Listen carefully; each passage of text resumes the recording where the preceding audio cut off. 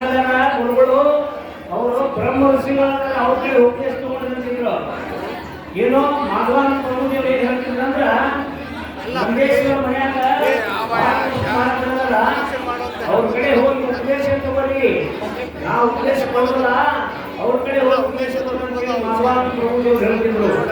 ಇಂಥ ಬ್ರಹ್ಮ ಋಷಿಗಳ ಅಜ್ಞಾನದ ಜನ ಇದು. ಅವ್ರು ಸಾಮಾನ್ಯ ಪುರುಷರಲ್ಲ. ನಾವೇನೋ ಮಾತಾಡಕ ಏನೋ ಜಿಗದಾಡ್ತೀವಿ. ಶ್ರಾವಣ ಮಾಸ ಜಿಗದಾಡ ಮಾಡಿದ ಏನ್ ಮಾಡೋದಂದ್ರೆ ಸಾಧನೆ ಮಾಡುದು. ನಿತ್ಯನೇಮಾಯಾಸೆ ಪಟಕಪಟಾಕೆ ಜಳತಿನ ಪಾಕೆ ಜನ್ಮಾಂತರಿ ಜನ್ಮ ಜನ್ಮದ ಕರ್ಮದ ಕಟ್ಟ ಕಡಿಯಾಗಿತ್ತು ನಮ್ಗೆ ನಿತ್ಯನೇಮ. ಅದಕ್ಕೆ ನಾವು ಕೇಳಿ ನಿತ್ಯನೇಮವನ್ನು ಹಾಕ್ಯಾರ. ನಮ್ಮ ಸಂಪ್ರದಾಯದಾಗ ನಾವು ಕಡೆ ನಿತ್ಯನೇಮ ಹಾಕ್ಯಾರ. ಇವಾಗ ಇಲ್ಲಿಂದ ಈ ಕಡೆ ಬಂದಿದ್ದಲ್ಲ ಗುರುಲಿಂಗನ ಮಹಾರಾಜನಿಂದ ಡೈಮಂಡ್ ಕೊಡ್ರೆ ದರ್ಶನಿಸ್ಕೊಡ್ರೆ ನಾವು ಏನಮ್ಮ ಸೇವೆ ಮಾಡ್ಕೊಂಡು ಅಲ್ಲಿಂದ ಬರಲಿ. ಹೌಸಾಯಿ ಮಹಾರಾಜರು ಗುರುಲಿಂಗನ ಮಹಾರಾಜರು ಮಾಡಿದ ತಪಸ್ಸೆಯಲ್ಲಿ ಎಲ್ಲವನ್ನ 36 ವರ್ಷ, 1 ವರ್ಷ ಅಲ್ಲ 36 ವರ್ಷ ತಪಸ್ಸೆಯಲ್ಲಿ ಮಾಡಿದ್ದನ್ನ ಹೌಸಾಯಿ ಮಹಾರಾಜರು ಹೇಳಿದ್ರು ಅಂತ ಗುರುಲಿಂಗನ ಮಹಾರಾಜ. ಗುರುಲಿಂಗನ ಮಹಾರಾಜರಿಂದ ಬಾಬಾಸಾಹೇಬ್ ಮಹಾರಾಜರು ಇದರ ನಿತ್ಯನೇಮವನ್ನು ಹಾಕ್ಯಾರ. ವಿಚಾರ ಮಾಡಿ ಸುಮ್ಮನೆ ಮ್ಯಾಗಿಂದ ಇದನ್ನ ಮಾಡ್ಕೊಂಡು ಹೋಗೋದಲ್ಲ. ಭಜನೆಯ ಮಾಡುತ್ತಾ ಇರಗಣ್ಣ ಮಜ ಭೂಪ ಬರ್ಬಚಣ್ಣ ಬಸವಣ್ಣ ಗಜಬೀಜಿ ಜನರಿಗೆ ಬಂದು ಮರಣ ಸುಜನ ಸದ್ಭಕ್ತರು ಕಣ್ಣೀರು ಚರಣ. ಹಂಗ ಬಾಬಾಸಾಹೇಬ್ ಮಹಾರಾಜರ ನಿತ್ಯನೇಮವನ್ನು 4 ಕಡೆ ಹಾಕಿ ಗಿರಿಮಲ್ಲೇಶ್ವರ ಮಹಾರಾಜರಿಗೆ ದಾರಿಯನ್ನು ಹೇಳಿದ್ರು.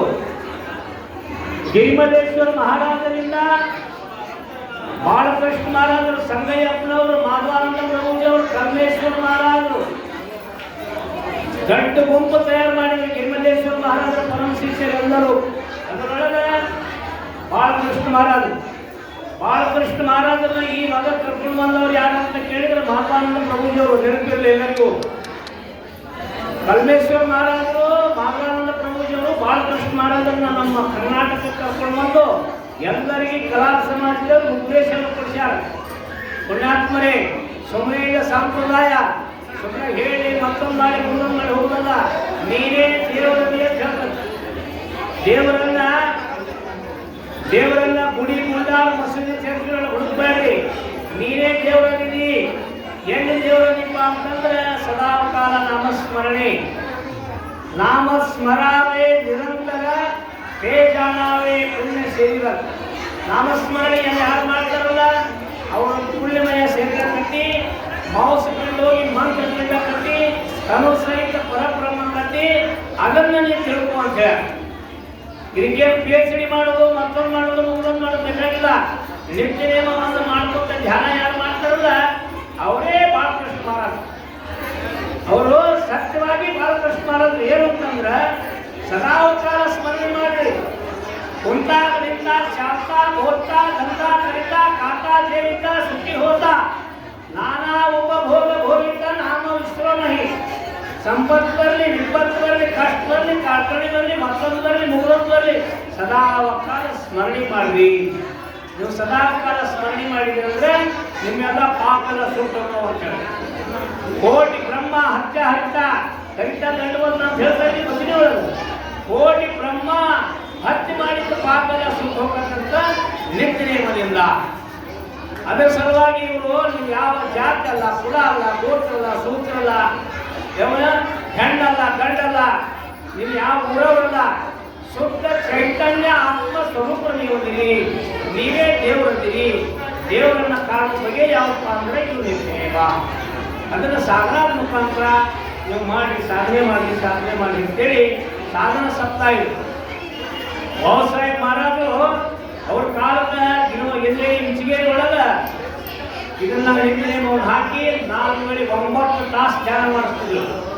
9 ತಾಸು, 1-2 ತಾಸಲ್ಲ.